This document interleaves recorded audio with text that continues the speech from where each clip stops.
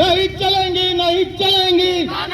जिल्हाधिकारी कार्यालयासमोर पंचमहा आक्रोश आंदोलन. विविध प्रश्नांवर पीपल्स हेल्पलाईन, भारतीय जनसंसदचा एल्गार, विद्यार्थी, ऊसतोडणी मजूर, शेतकरी, कामगार, ग्रामीण नागरिक, स्थानिक स्वराज्य संस्था आणि झोपडपट्टी धारकांच्या विविध प्रश्नांसाठी पीपल्स हेल्पलाईन व भारतीय जनसंसदेच्या वतीने शुक्रवारी जिल्हाधिकारी कार्यालयासमोर पंचमहा आक्रोश आंदोलन करण्यात आले. शासन व प्रशासनाच्या निष्क्रियतेविरोधात आंदोलकांनी जोरदार घोषणाबाजी केली. या आंदोलनात ॲडव्होकेट कारभारी गवळी, अशोक सब्बन, प्रकाश थोरात, वीर बहादूर प्रजापती, बबलू खोसला, अशोक भोसले, पोपट भोसले, माऊली चांदणे, विलास साळवे, दिलीप साळवे, शंकर साळवे, गोरख बर्डे, उत्तम बर्डे, सतीश बर्डे, शरद बर्डे, विशाल बर्डे, धोंडीराम गायकवाड, शाहीर कान्हू सुंबे यांच्यासह विविध क्षेत्रातील नागरिक सहभागी झाले. आंदोलनातून सोनम वांगचुक व आंदोलनकर्त्या विद्यार्थ्यांना न्याय, ऊस तोडणी मजुरांचे शोषण थांबवणं, पंचायत राज व स्थानिक स्वराज्य संस्थांच्या निवडणुका तातडीने घेणं, पारनेर तालुक्यातील पळशी येथील खांबळी पाझर तलावातील कथित पाणी व वीज चोरी रोखणं तसेच खासगी जमिनीवरील पात्र झोपडपट्टी धारकांना मालकी हक्क देणं या प्रमुख मागण्या करण्यात आल्या. ॲडव्होकेट कारभारी गवळी यांनी हे आंदोलन जनतेच्या घटनात्मक हक्कांसाठी असल्याचं सांगितले. विविध मागण्यांचं निवेदन जिल्हाधिकारी डॉक्टर पंकज आशिया यांना देण्यात आले.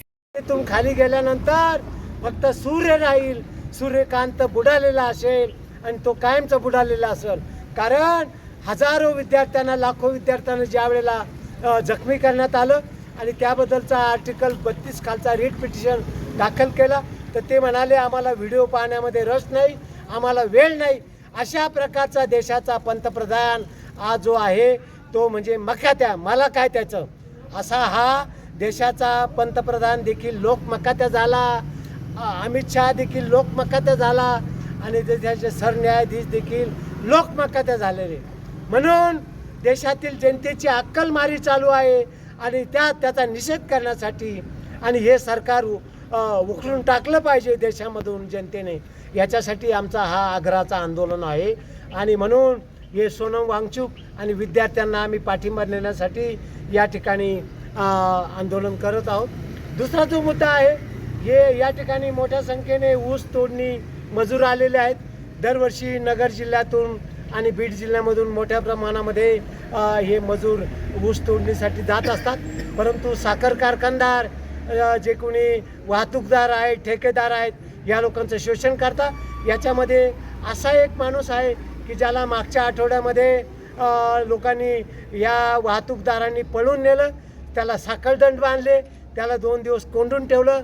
त्याच्याकडून लिहून घेण्याचा त्यांचा प्रयत्न होता की नाही, तुझे सगळे मजूर आमच्या कामासाठी आले पाहिजे, तुझ्याकडे इतके लाख रुपये आहेत वगैरे वगैरे.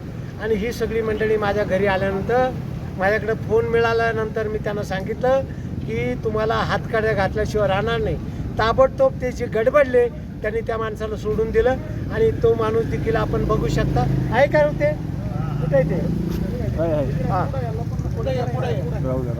आणि म्हणून महाराष्ट्रातील ऊस तोडणी मजुरांची जी काही त्यांना जी गुलामी करावी लागते, त्यांचं जे शोषण आहे ते तातडीने संपलं पाहिजे, अशा आमची मागणी आहे.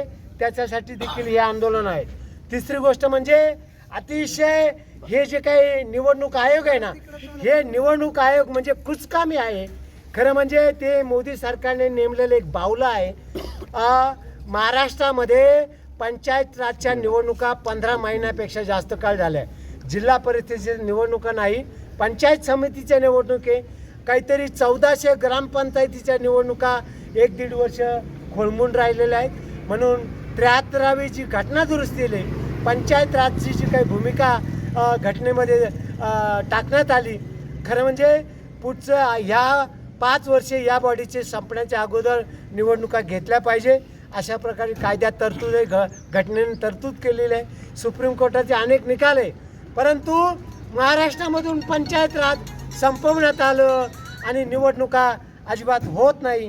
या निवडणुका युद्ध पातळीवर झाल्या पाहिजे, तातडीने झाल्या पाहिजे, अशा प्रकारची आमची मागणी आहे. तर मंतरवर बसलेल्या सर्व विद्यार्थ्यांना शांततेच्या मार्गाने अहिंसक पद्धतीनं आंदोलन करणाऱ्या विद्यार्थ्यांवर अमानुष लाठी हल्ला केला, त्याचा जाहीर निषेध आज या ठिकाणी व्यक्त करण्यात येत आहे. त्याचबरोबर पारनेर तालुक्यात खंबाळे गावातील पाझर तलावाच्या संदर्भात जी भूमिका शासन अजूनही त्याच्यावर कुठल्या पद्धतीच्या त्या आरोपींवरती त्या गुन्हेगारांच्या विरोधात कारवाया करत नाही, ती कारवाई करावी हाही एक महत्त्वाचा मुद्दा आहे.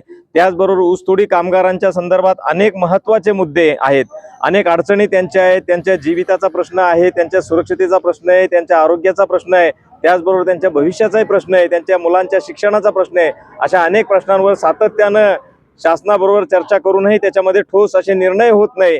अशा या सर्व मुद्द्यांना घेऊन आज या ठिकाणी हे धरणे आंदोलन सुरू करण्यात आलेलं आहे.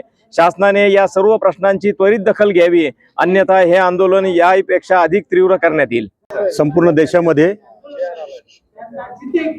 नीट परीक्षेमध्ये झालेल्या गोंधळाच्या विरोधात विद्यार्थ्यांनी जे दिल्लीमध्ये जंतर मंतर येथे आंदोलन सुरू केलेलं आहे, त्या आंदोलनाला पाठिंबा देण्यासाठी पीपल्स हेल्पलाईन आणि भारतीय जनसंसदेच्या वतीने आज या अहमदनगर जिल्हाधिकारी कार्यालयासमोर आपण आंदोलन करत आहोत.